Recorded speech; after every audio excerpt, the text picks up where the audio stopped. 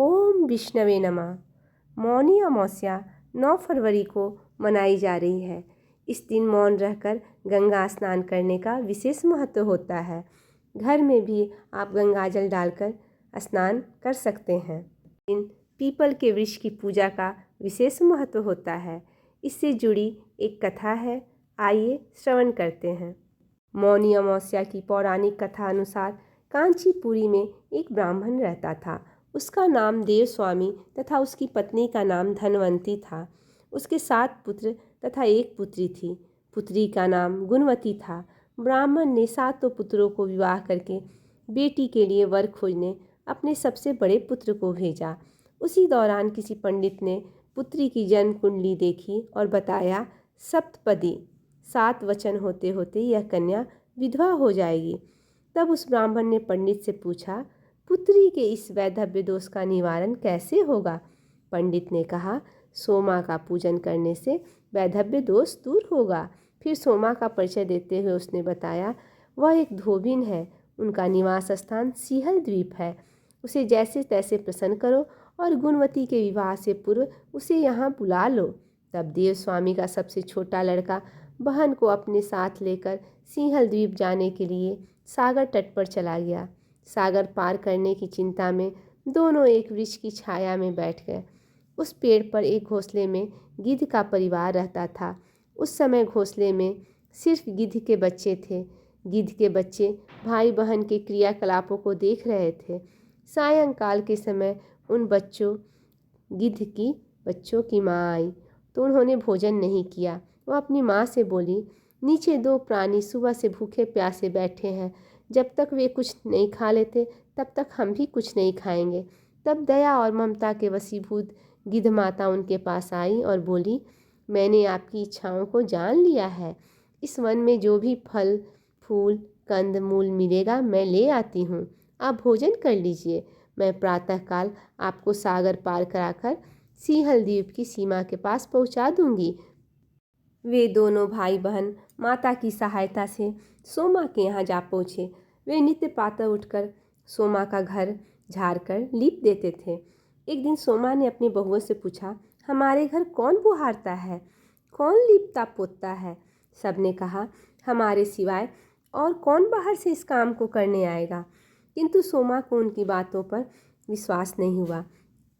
एक दिन उसने रहस्य जानना चाहा। वह सारी रात जागी और सब कुछ प्रत्यक्ष देखकर जान गई। सोमा का उन बहन भाई से वार्तालाप हुआ। भाई ने सोमा को बहन संबंधी सारी बात बता दी। सोमा ने उनकी श्रम साधना तथा सेवा से प्रसन्न होकर उचित समय पर उनके घर पहुंचने का वचन देकर कन्या के वैधव्य दोष निवारण का आश्वासन दे दिया। मगर भाई ने उसने कहा कि आप मेरे साथ चलिए। भाई के आग्रह पर सोमा उनके साथ चलती। चलते समय सोमा ने बहुओं से कहा, मेरी अनुपस्थिति में यदि किसी का देहांत हो जाए तो उसके शरीर को नष्ट मत करना, मेरा इंतजार करना। और फिर सोमा बहन भाई के साथ कांचीपुर पहुंच गए। दूसरे दिन गुणवती के विवाह का कार्यक्रम तय हो गया। सप्तपदी होते ही उसका पति मर गया। सोमा ने तुरंत अपने संचित पुण्यों का फल गुणवती को प्रदान कर दिया। तुरंत ही उसका पति जीवित हो उठा। सोमा उन्हें आशीर्वाद देकर अपने घर चली गई। उधर गुणवती को पुण्य फल देने के सोमा के पुत्र जामाता तथा पति की मृत्यु हो गई। सोमा ने पुण्य फल संचित करने के लिए मार्ग में पीपल वृक्ष की छाया में विष्णु पूजन करके 108 परिक्रमाएं की।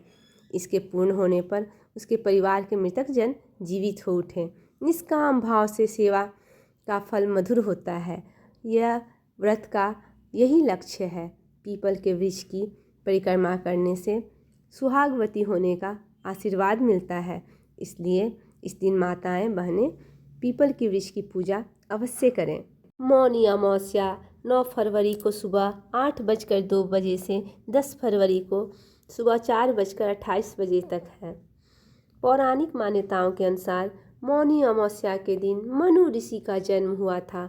मनु शब्द से ही मौनी की उत्पत्ति हुई थी। इसलिए कहा जाता है कि इस दिन मौन व्रत करने से मुनि पद की प्राप्ति होती है। इस तिथि पर मौन धारण कर मुनियों के समान आचरण करते हुए स्नान करना चाहिए। यही कारण है कि माघ मास के कृष्ण पक्ष की अमावस्या तिथि मौनी अमावस्या कहलाती है। इस दिन प्रयागराज के संगम में स्नान का विशेष महत्व बताया गया है। इस दिन यहाँ देव और पितरों का संगम होता है। माघ मास में देवता प्रयागराज आकर अदृश्य रूप से संगम स्नान करते हैं। इस दिन पितृलोक में संगम स्नान करने आते हैं। इस तरह देवता और पितरों का इस दिन संगम होता है। 15 जनवरी से प्रयागराज में माघ मेले की शुरुआत हो रही है। माघ मेले में साधु संत गृहस्थ जीवन वाले कल्पवास पर धार्मिक कार्य करते हैं। माघ मेला में पहला स्नान तो हो गया है 15 जनवरी मकर संक्रांति के दिन। दूसरा स्नान भी हो गया है। तीसरा स्नान मौनी अमावस्या के दिन होता है। इसलिए इस दिन दान पुण्य का विशेष महत्व है।